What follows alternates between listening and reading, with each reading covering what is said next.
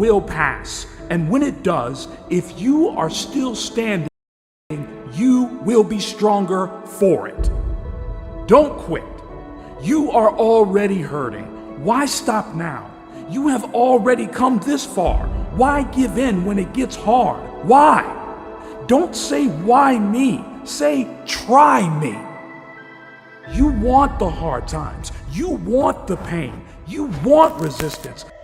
Because if there is resistance, you are growing, you are developing. Stop wishing it was easier. Wish you were better.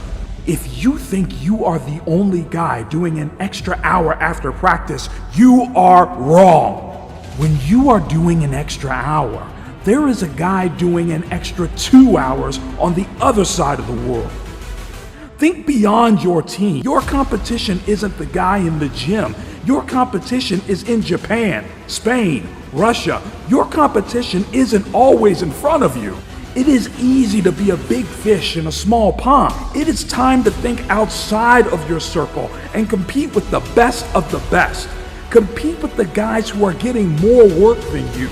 You can convince yourself you work hard when you compare yourself to someone in class or someone on the team or your brother or your sister. But how does your work ethic look when you compare yourself to a Kobe Bryant or a Michael Jordan? Don't stop because of failures. Don't quit because it is getting hard. Success comes at a price, and you must be willing to pay it. I think you just have to toughen up, plain and simple. I think that's like first of all, you have to tell yourself it's hard in the beginning, and you have to just fight through it, because what else are you gonna do? Like, if you keep crying, keep complaining about things not happening to you, then you're not using that time to actually make the small things happen. Because everything starts off small. There's no like A to Z. You have to go to B first. Everything starts small. It's like you have to be grateful for what you can get.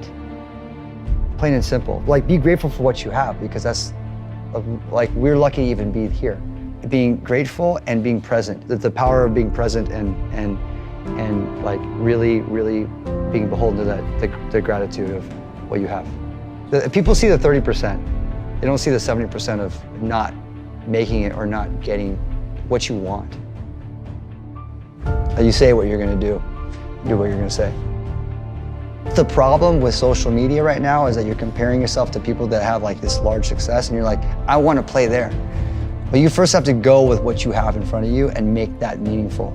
And that's why I always say, like, when I'm performing, I'm trying to be as present as I can, and I don't want to think about anyone outside these four walls. I really want to think about everyone here, and whether it's like a smaller show, a bigger show, like, these people are here for me and I'm here for them, and that's all that matters.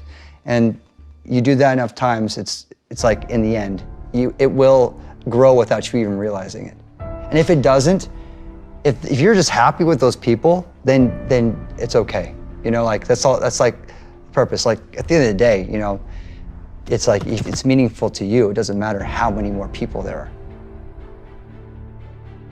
I think people really need to find their passion. Working hard can't be the purpose of our lives. And it can be something you would do when you love it, but it actually creates a lot of stress. And at the end of the day, when you really look at your life and facing death in maybe measured in hundreds of days, as I once did, I felt working hard was not on my priority list at all. If anything, I regretted working too hard. It's just reversing the priority, because family isn't going to take all of your time. If one just puts that at a higher priority, I think the number of hours I work may be 20% less. It's not down dramatically, but now I feel much more gratifying that every day I feel like my life is more meaningful. People's values are what they are. As much as I have come out and realized my life can't be just about work, there are many who will not have that death-driven epiphany, so they won't realize it, and so it is important for them to find a new beginning. all the kids should be encouraged to really do what they love. It's really important for us not to let the current prejudices or beliefs on these are the good jobs, doctors, lawyers, engineers, these are the good jobs. Well, many of these jobs will be gone too.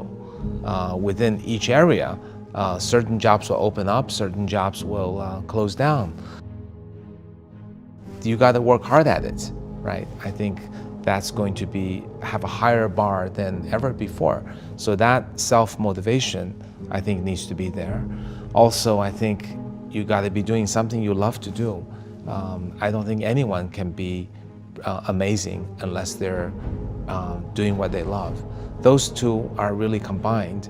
You know, I think there was a book by Malcolm Gladwell where he talked about the 10,000-hour rule, and that really continues to be true. So it's got to be that 10,000 hours plus something you're deeply passionate about. You got to have an open mind. I think if you start with a prejudice that Chinese companies are just copycats or Silicon Valley people just don't work hard, then I think you have blinders on and don't look at the whole picture. And I think another important thing is meet a lot of people who are smarter than you and ask them questions and pay attention and follow up and validate and check the things that you learn. If you feel the whole world can be your teacher and you're learning, asking questions, keeping an open mind, that I think probably is what I have done. Be brave, because no one remembers a coward. Be brave. Be bold, be courageous, take risks, take chances, take opportunities. Grab life with both hands, take the bull by the horns and live. We all know that we have one chance at life, so why not say, I'm all in? Why not risk everything to live the life you are capable of? The world wants the best version of you.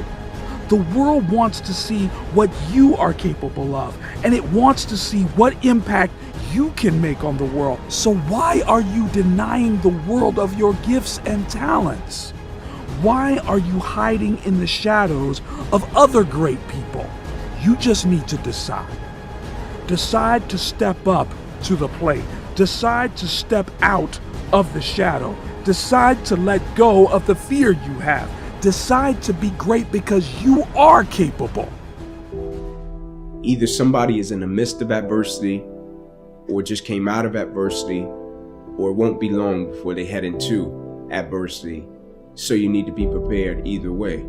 And so we all go through adversity, opposition. I think that's the thing that makes us all in common as people, right? No matter if you're from London, Atlanta, Florida, California, New York, like we're all going to go through something at some point or phase in our life, right? And as cliche as it sounds, when the quote says, it's never about what happens to you, it's about how you respond to it. That's very true, right? But in the same sense, I think what's most important is when we go through something, what's the perspective that we have of it, right? Because for most people, when you go through something, the person's natural perspective is, okay, what did I lose, right? What happened to me?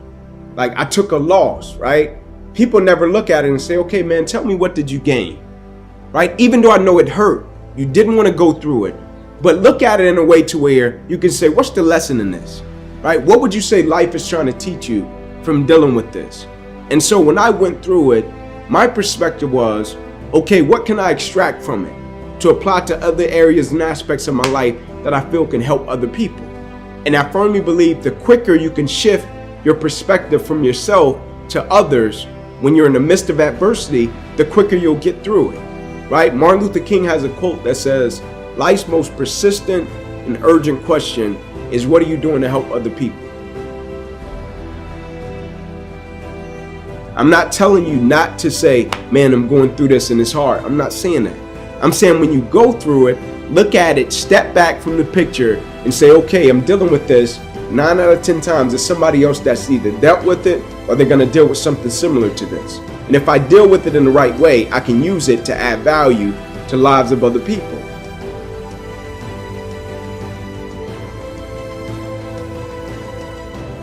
This too shall pass, right? And the reason I would say that is, like I said, I champion adversity, right? We know what to do when things go right. But the next time it gets tough, the next time you question your purpose, the next time you question your existence, your mission, if you're supposed to be doing what you're doing, and it gets tough and challenging, just whisper to your soul, this too shall pass. This too shall pass.